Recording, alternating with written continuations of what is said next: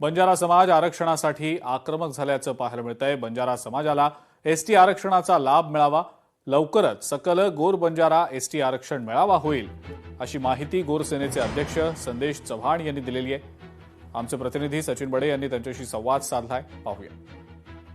मराठा आरक्षणानंतर आता बंजारा आरक्षणाचा प्रश्न पुन्हा एकदा ऐरणीवर आलेला आहे।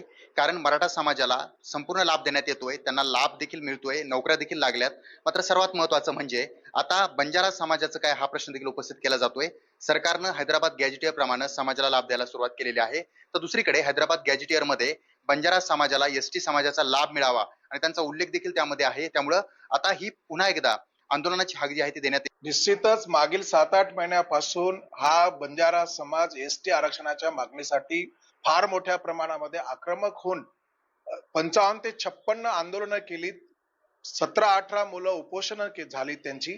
आणि एवढेच नव्हे तर एसटी आरक्षणाच्या मागणीसाठी आमच्या समाजाचे 5-9 युवक तरुणांनी त्यांचं आयुष्य संपवलं, तरी देखील सरकार कुठेच गांभीर्याने घेत नाही हे निदर्शनात येते।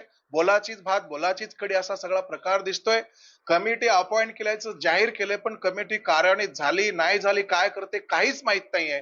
याच्यामुळे सरकार आमच्या भावनेशी खेळ करतोय।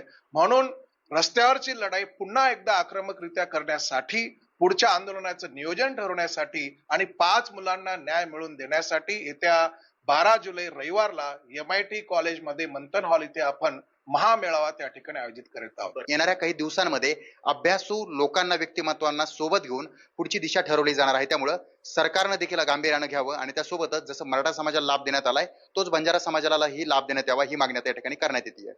सचिन बडे, लोकशाही मराठी, छत्रपती संभाजीनगर।